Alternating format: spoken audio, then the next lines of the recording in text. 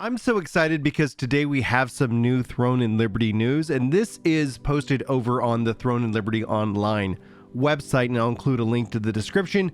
The article itself just goes into a couple things. GameReactor.d published their video showcasing 24 minutes of gameplay for the Xbox Series X, and I'm going to be using some of that footage here in today's video to basically talk about it in terms of my thoughts, where we are with the current state of Throne and Liberty, what it looks like as we get ready to step into this next testing phase, of which you can still go and register for over at playthroneandliberty.com. Now, I've been saying that for the most part, I think July seems to be the best time where we're going to start to learn more information, namely because we got the Summer Games Fest.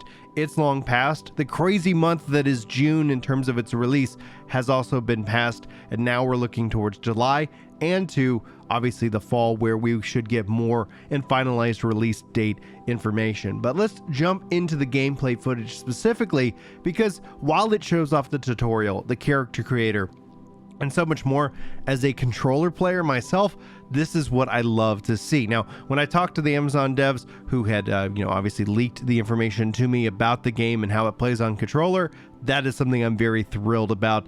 And I'm so happy to see this game with this console PC controller gameplay as just more proof that we are closer than ever before to being able to all go hands-on with this upcoming MMORPG. Now, I think that console gameplay is critical, especially for the MMO. MMOs have become, whether you want to accept this or not, we can always debate it in the comments, and you're welcome to disagree. I'm not saying you have to agree with me, but we as MMO players have become more nomadic than ever, and to be able to step into our MMOs, whether that's on console or PC, just gives us that ability, and to continue our progress on either or just allows us more opportunities to find new ways to play MMOs, where once before they were a total and complete commitment that you would make both in a financial month-to-month subscription. Now they are more casual in that nature due to, I think, market pressures. And what I mean by market pressures to the non-believer out there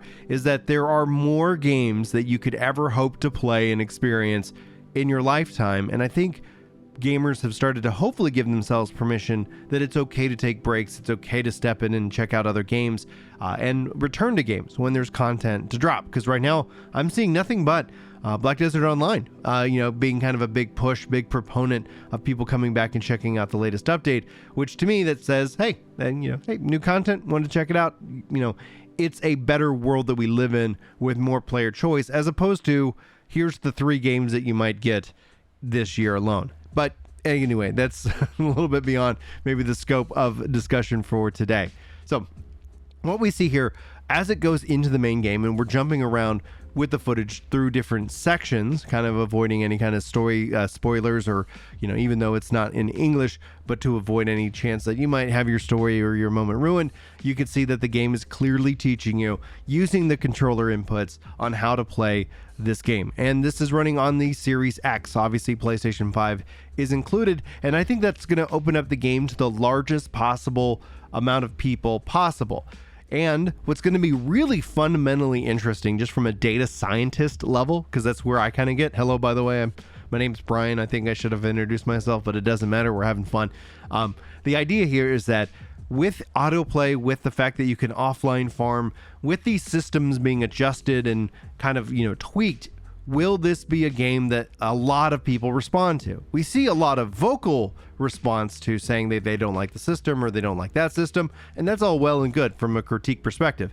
I always welcome it. I will champion any and all critique that people leverage out there in the wilderness, but there's always this, kind of quiet majority of gamers who are just there to play a game with their friends. And if Throne and Liberty can do that, if they can invite old school MMORPG players who long for the ease of connectivity, meaning any device that you're kind of playing on, you can access this game, and at the same time, more relaxed play, more conversational play, then I think you might end up having a massive hit with this game. Now, whether it's massive in the terms of the zeitgeist of what everybody thinks online, there's still always that quiet majority of people who just play games. And the question we're going to always be asking ourselves as data scientists and this will be the debate we have for years and years and years.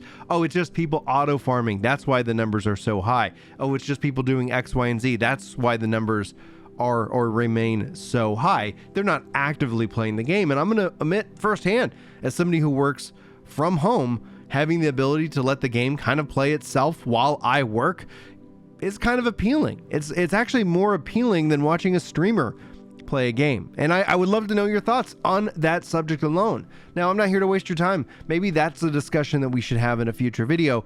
Would the autoplay be something more entertaining for you to see because your character, your specific character, is making progress rather than somebody else who's the face behind the content?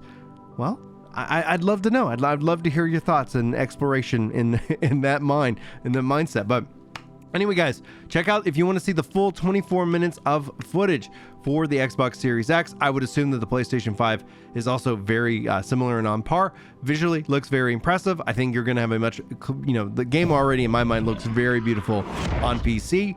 And that's where we are for today. And I just wanted to give you guys that update because it's been a little bit since we've actually been able to talk about Throne of Liberty outside of a handful of little articles and opinions. So I just wanted to get you this information. Hopefully you enjoyed. Hopefully I will see you in the next video. And until then, take care.